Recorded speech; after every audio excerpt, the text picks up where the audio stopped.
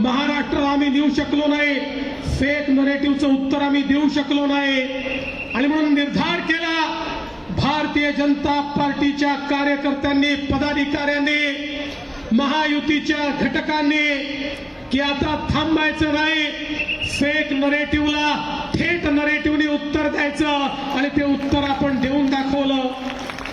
मी या निमित्ताने आमच्या सगळ्या राष्ट्रीय विचारांच्या ज्या संघटना आहेत, राष्ट्रवादाने ओतप्रोत ज्या संघटना आहेत, या संघटनांचे आभार मानतो की हा नरेटिव्ह डिमॉलिश करण्याकरता राष्ट्रीय विचारांनी ते देखील पुढे आले आणि या ठिकाणी अराजकतावादी जे फोर्सेस भारत जोडोच्या नावाने या महाराष्ट्रामध्ये लोकांना तोडण्याचा प्रयत्न करत होते, महाराष्ट्रात अराजकाचं बीजारोपण करत होते, त्यांच्या विरुद्ध ही लढाई सुरू झाली आणि राष्ट्रवादी फोर्सेस सगळे एकत्रित झाले आणि त्यांना दाखवून दिलं की जेव्हा राष्ट्रवादी एकत्रित येतात अराजकवादी चालू शकत नाही, विजय राष्ट्रवादाचाच होणार हे आजच्या विजयाने दाखवून दिलं।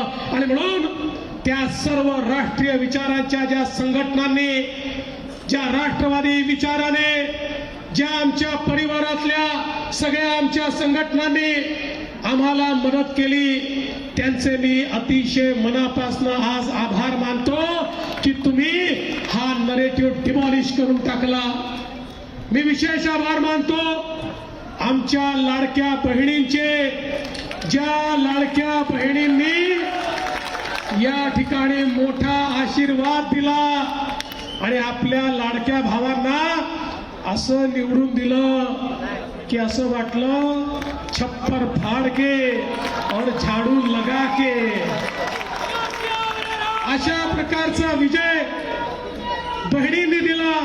आणि त्याच वेळी महाराष्ट्रातला शेतकरी, या माझ्या शेतकऱ्याने खऱ्या अर्थानं आम्हाला जो आशीर्वाद दिला, जो पुन्हा फेक नरेटिव्ह त्या ठिकाणी तयार करण्याचा प्रयत्न चालला होता, आमच्या शेतकऱ्यांनी तो फेक नरेटिव्ह धुडकावून लावला आणि या ठिकाणी खऱ्या अर्थानं आम्हाला विजय दिला।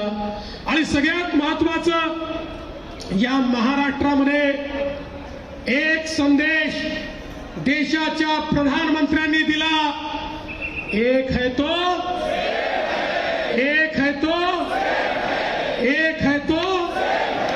समाजातल्या सगळ्या लोकांनी हा जो संदेश आहे तो समजून घेतला। जाती जातीमध्ये, समाजामध्ये, विभागामध्ये जर आपण या ठिकाणी वाटले गेलो तर काही लोक आपल्यावर राज्य करतात, त्यामुळे या ठिकाणी आपल्याला एकत्रित व्हावंच लागेल।